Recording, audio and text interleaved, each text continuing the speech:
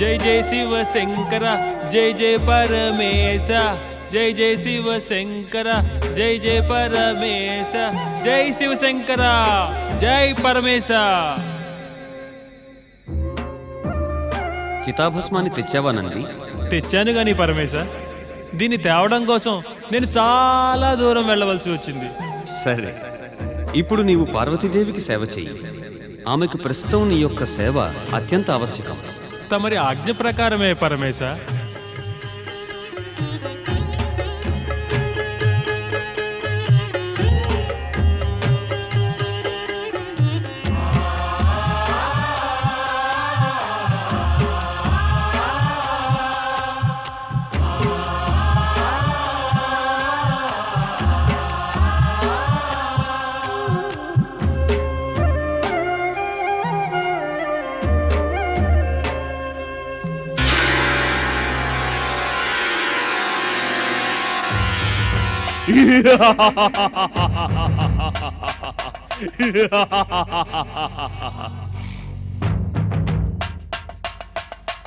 ఈ సేవకునికి ఏమి ఆజ్ఞ స్వామి పరమేశ?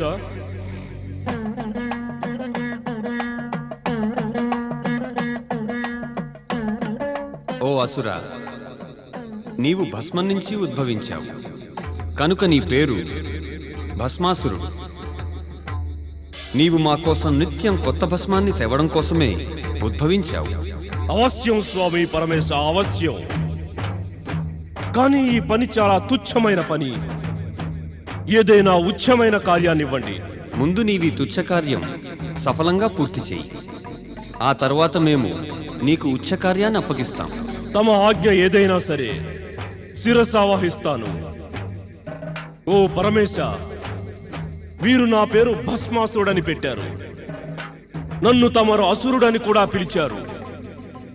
అయితే నేను అసురుడనా? మా నోట ఎప్పుడైతే అసురుడు అనే మాట వచ్చిందో తప్పకుండా నీవు అసురుడవే అవుతావు.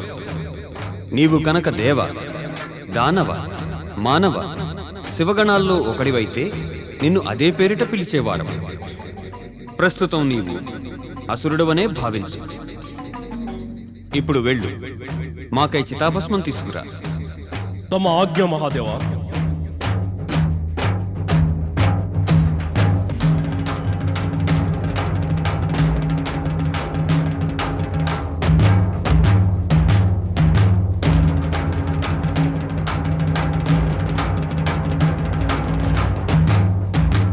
కనుచూపు మేరలో ఎక్కడా శ్మశాన భూమి కనిపించడం లేదు. నేను పరమేశ్వరునికై చితాభస్మాన్ని ఎక్కడి నుంచి పట్టుకురాను?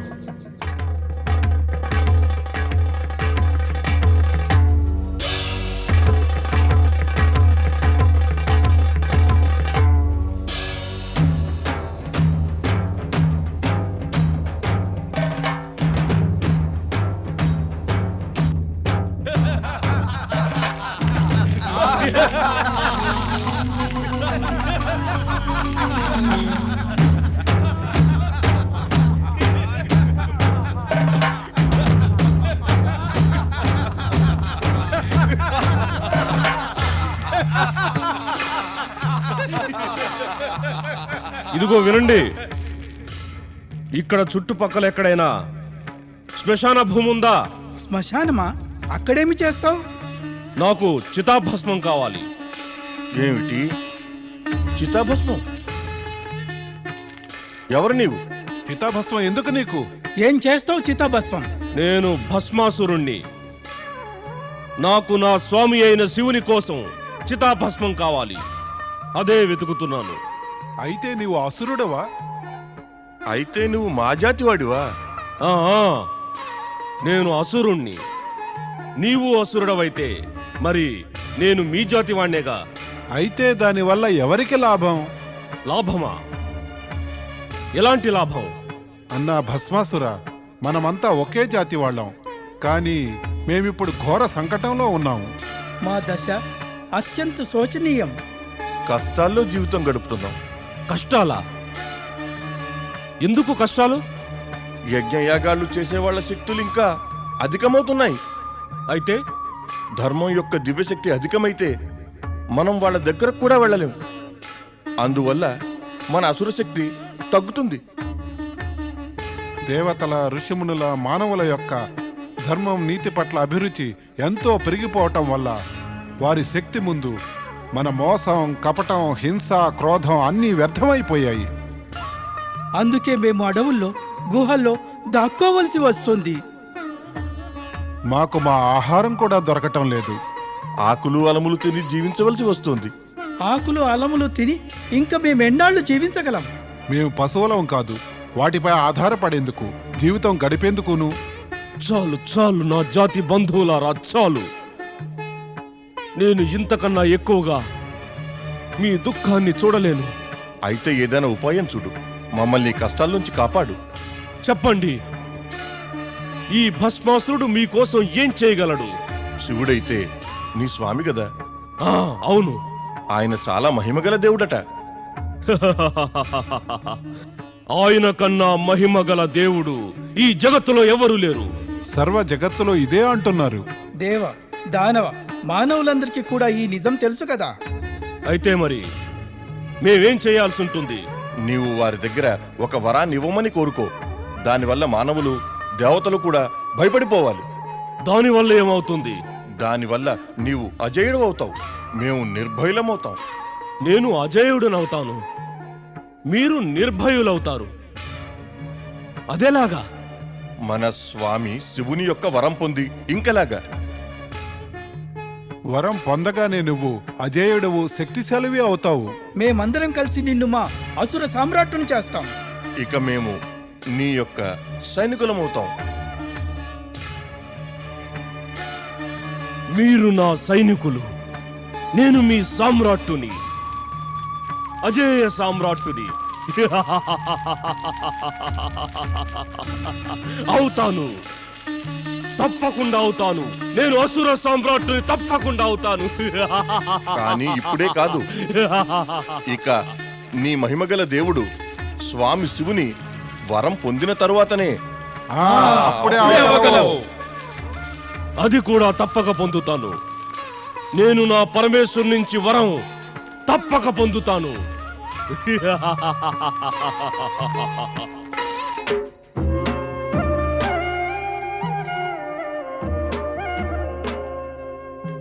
స్వామి పరమేశ్వరునికి మీ సేవకుడు భస్మాసురుని ప్రణామాలు.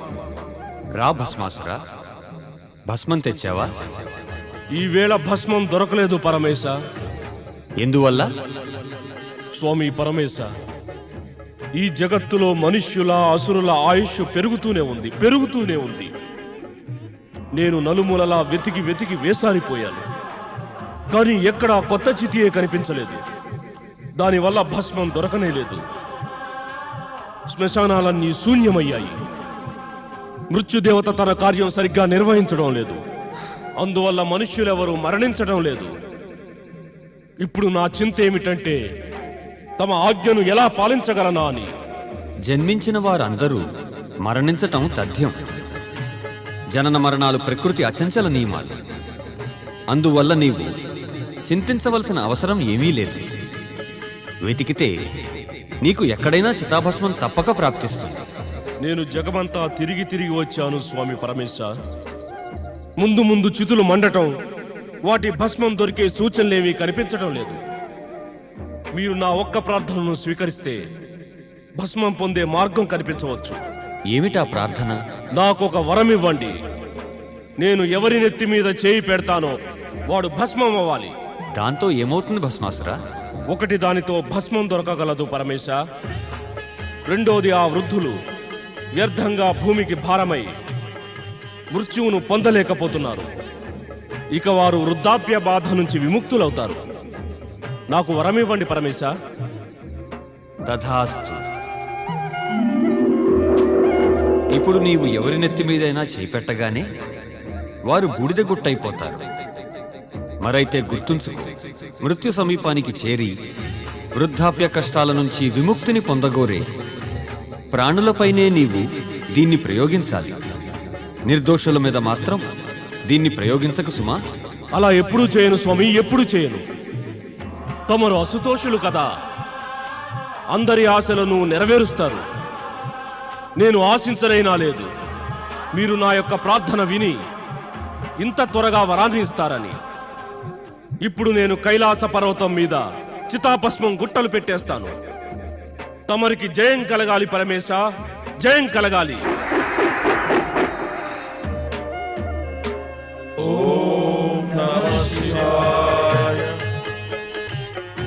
ఏమిటి మీరు ఇలా చేశారు స్వామి?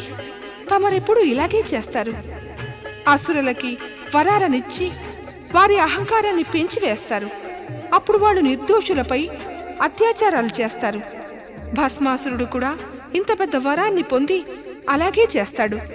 నీవు చింతించకు దేవి. భస్మాసురుడు మా సేవకుడు. అతడు మా ఆజ్ఞను ఎన్నడూ ఉల్లంఘించడు. ఎంత సేవకుడైనా గాని అతడు అసురుడే కదా స్వామి. ఇంకా అసురులో ఆజ్ఞనే కాక ధర్మం, నీతి, న్యాయం, మర్యాద అన్నింటినీ ఉల్లంఘన చేస్తారు. భస్మాసురునికి ఇంత పెద్ద వరాన్నివ్వడం ఎన్నడూ మంచిది కాదు స్వామి.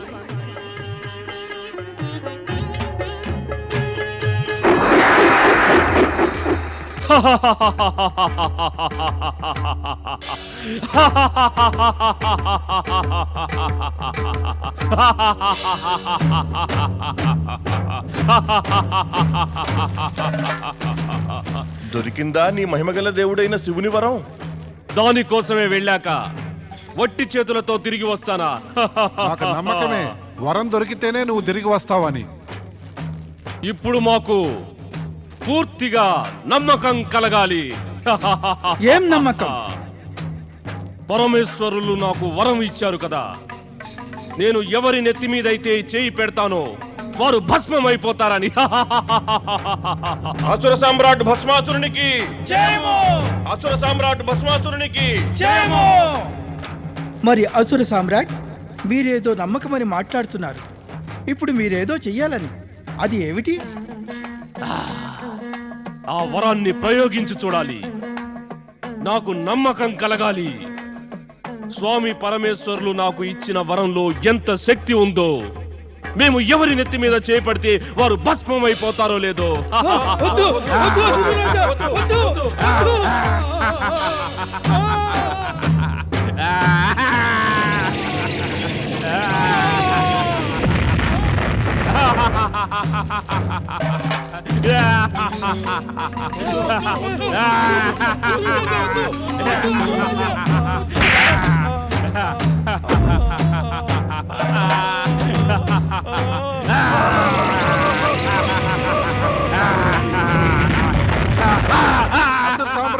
అసుర సామ్రాట్, అసుర సామ్రాట్, మీరు ఇదేవిడి చేస్తున్నారు?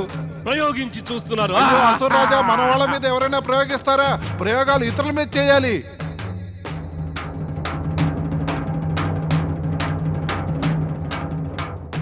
ప్రయోగాలు ఇతరుల మీద చెయ్యాలా? లేకపోతే ఇదేమిటి? అసురుడివై ఉండి నీ అసుర సోదరులనే భస్మం చేస్తున్నావా?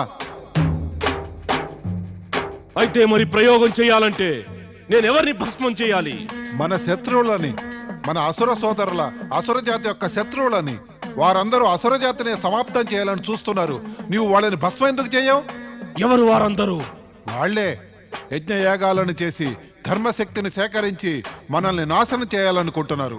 ఆ ఋషిమునులు ఎప్పుడూ ప్రేమ, సత్యం, అహింస లాంటి మాటలను ఉపయోగించి మనల్ని దుర్బలం చేయాలని చూస్తున్నారు. వారే మన వినాశనానికి కారకులు.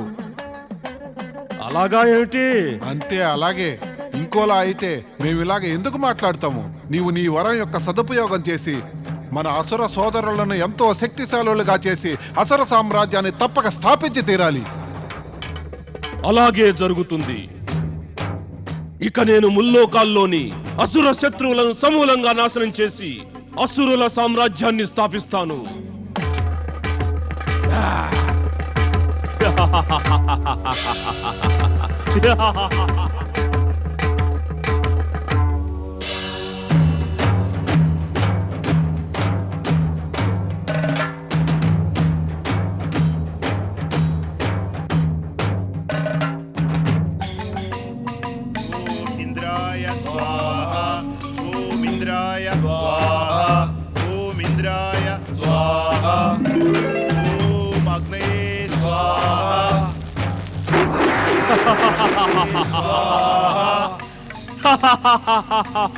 ఎవరు నువ్వు? ఇప్పుడే తెలుస్తుంది మీకు నేను ఎవరినో.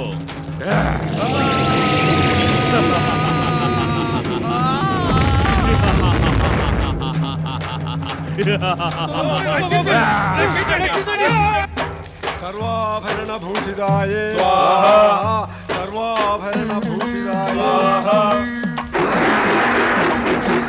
సర్వాభరణ భూషితాయే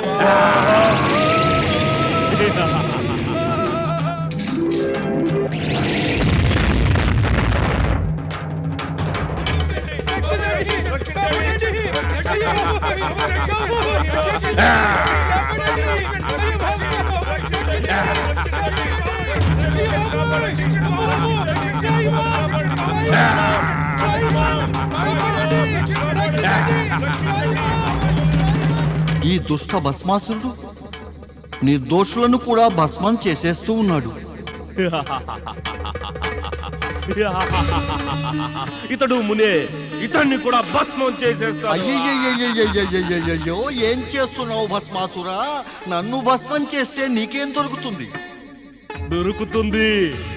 దొరుకుతుంది నీ భస్మం.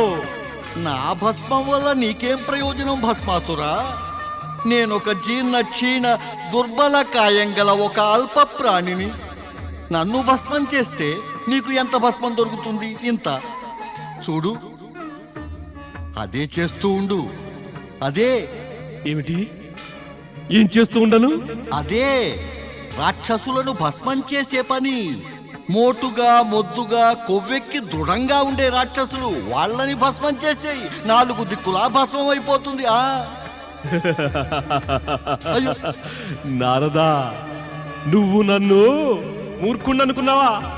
లేదే, నీ ముందు నించున్నంత వరకు నేను ఎలా మూర్ఖుండనుకుంటాను?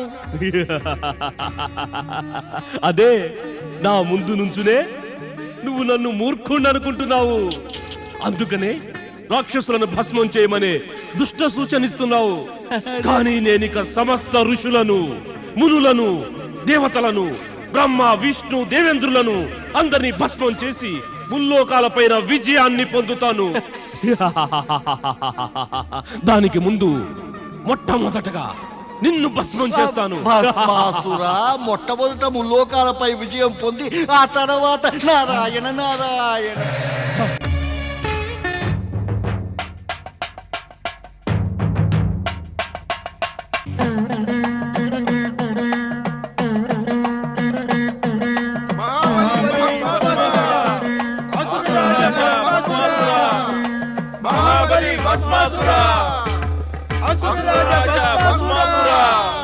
బలారి మహాబలి, అరే బలారి భస్మాసురా, మా వ్యధను విను. అసుర రాజా, మా వ్యధను విను.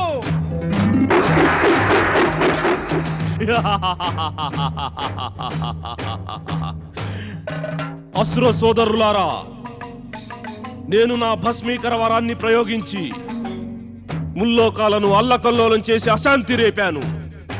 ఇప్పుడు చెప్పండి, మీకు నేనేం చేయాలో? మహాబలి భస్మాసుర, ఆ అల్లకల్లోలంతో మాకు ఏమి దొరుకుతుంది? అయితే మరి మీకు కావాల్సిందేమిటి? సమస్త రాక్షస జాతికి మంచి కోరుకుంటాము. చూస్తున్నావుగా, దేవతల భయంతో మేము ఎలా అరణ్యంలో దూరి దాక్కున్నామో. అసుర సామ్రాట్ భస్మాసురునికి జయమో! అసుర సామ్రాట్ భస్మాసురునికి జయమో! అసుర సామ్రాట్, ఇది మీకు బహుమతిగా ఇస్తున్నాము. ఇదిగో అసుర సామ్రాట్ యొక్క కత్తి.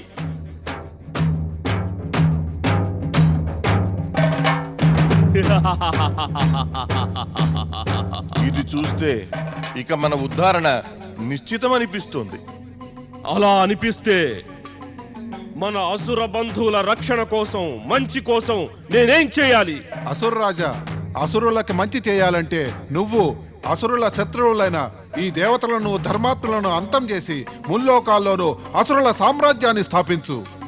అయితే చెప్పండి, ఎవరు మనకి శత్రువైన రాజు? రాజా ధర్మసేనుడు. అతను బ్రహ్మ విష్ణుల భక్తుడు, ఇంకా అతను చాలా ధర్మాత్ముడు. ధర్మాత్ముడా? నేనతని ధర్మాన్ని, అతని ఆత్మని రెంటిని అంతం చేసేస్తాను. అసుర సామ్రాజ్యం స్థాపించే కార్యాన్ని నేను ఇప్పుడే ఇక్కడి నుంచి ఆరంభిస్తాను. చూస్తాను ఎవడో ఆ ధర్మసేనుడు. ప్రజావాత్సల్య న్యాయప్రియ మహారాజా ధర్మసేనునికి జయమో. ప్రజావాత్సల్య న్యాయప్రియ మహారాజా ధర్మసేనునికి జయమో. ప్రజావాత్సల్య న్యాయప్రియ మహారాజా ధర్మసేనునికి జయమో.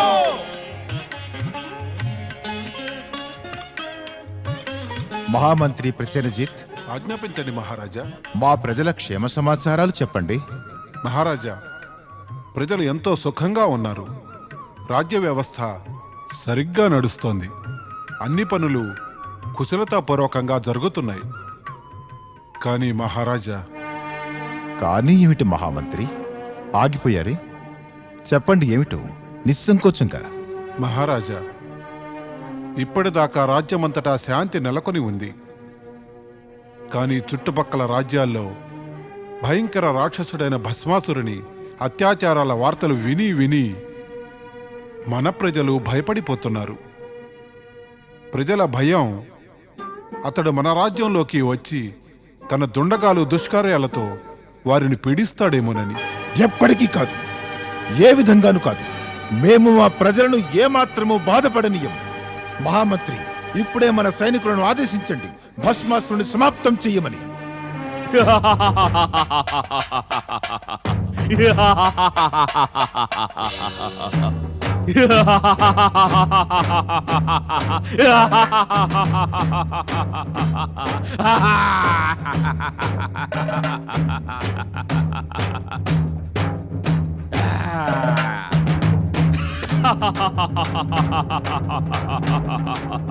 భస్మాసురుణ్ణి సమాప్తం చేయాలని ఆలోచిస్తున్నారా? రాజా ధర్మసేన, నీకిది తెలుసా? ఇప్పుడు నీవు సమాప్తమయ్యే సమయం సమీపించిందని. సేనాపతి, ఈ దుర్మార్గుని సమాప్తం చెయ్యండి.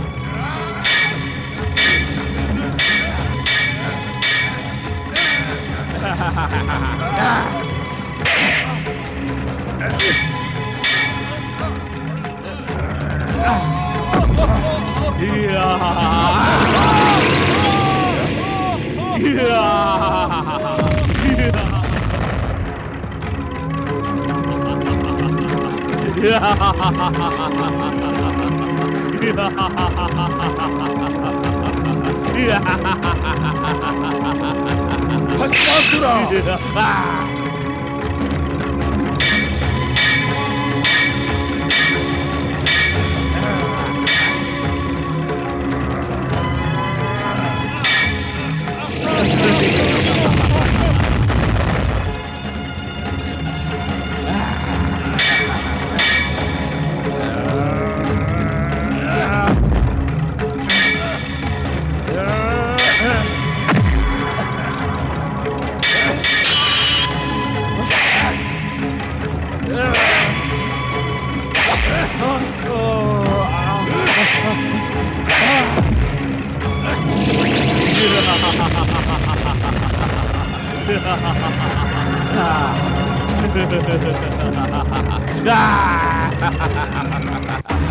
భస్మాసురా!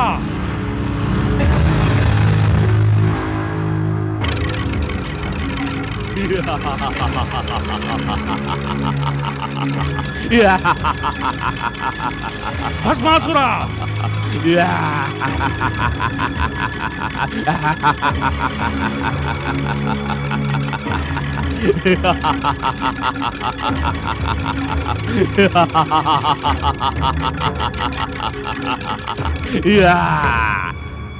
నన్ను సమాప్తం చేయాలని ఆలోచించే ధర్మసేనుడే స్వయంగా సమాప్తమయ్యాడు.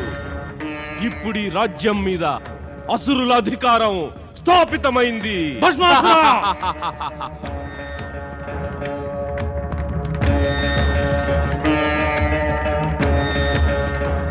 మహారాజు ధర్మసేనుని పుత్రుడు వృషసేనుడు ఇక్కడ ఉండగా ఒక అసురుడు ఈ సింహాసనంపై ఎప్పుడూ కూర్చోలేడు.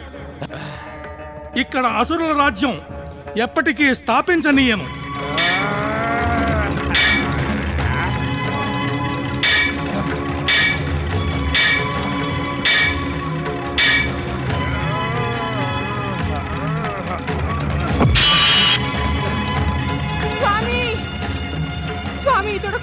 భయంకర దైత్యుడు. తాను పొందిన వరంతో మిమ్మల్ని భస్మం చేసేయగలడు. ఇక్కడి నుంచి పారిపోదాం, అదే మనకు మంచిది స్వామి.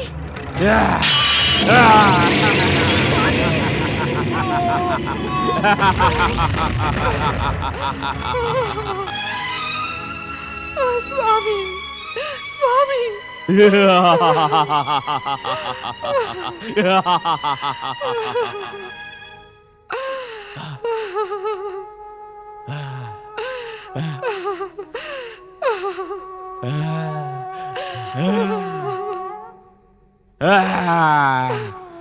స్వామి స్వామి, ఎంత పనైంది స్వామి. ఏమిటిది? నేను మిమ్మల్ని హెచ్చరిక చేద్దామని వచ్చాను, కానీ ఇప్పుడు నా హెచ్చరికే అక్కర్లేదు. ఈ దుష్టుడు మిమ్మల్ని భస్మం చేసేశాడు స్వామి. మీ ప్రాణాలు తీసేశాడు. ఇప్పుడు నేనెవరి కోసం జీవించను? ఎలా?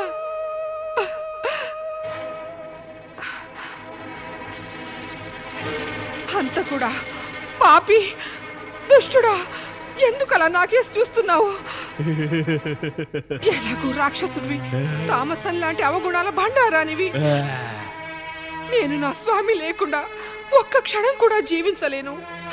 ఆలస్యం చెయ్యకు, నన్ను కూడా భస్మం చేసేయ్. నన్ను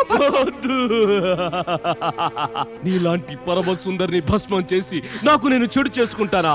అలాంటి మూర్ఖుణ్ణి కాను నేను నిన్ను నా మహారాణి చేసుకుంటాను. మహారాణి, నా వద్దకు రా మహారాణి.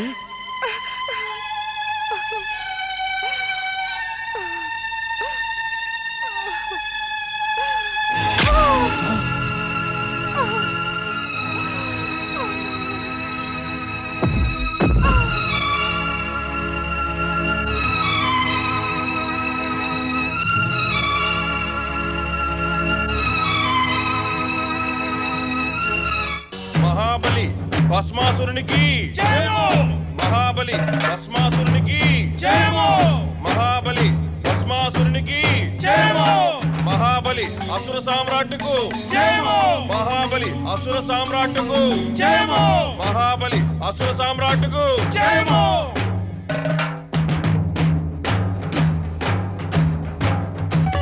నారాయణ నారాయణ. పరమపిత, భస్మాసురుడు భూలోకంలో మహా ఉపద్రవం తెచ్చిపెట్టాడు. అహంకారంతో మదించిన తన అన్యాయ కార్యాలు దినదినము పెరిగిపోతున్నాయి.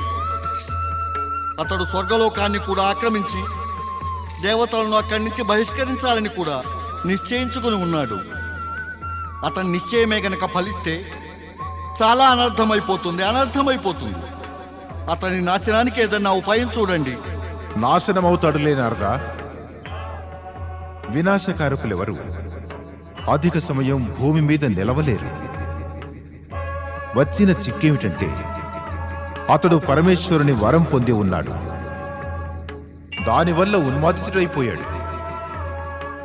ఆ దుర్మార్గునికి తెలియటం లేదు. ఆ పరమేశ్వరుడు అతన్ని నాశనం చెయ్యడానికి ఏర్పాట్లు చేశాడని. ఆ పరమేశ్వరుడా? అదేలాగా? భస్మాసురుని మనస్సులో నారీకాంక్ష మొలకెత్తింది.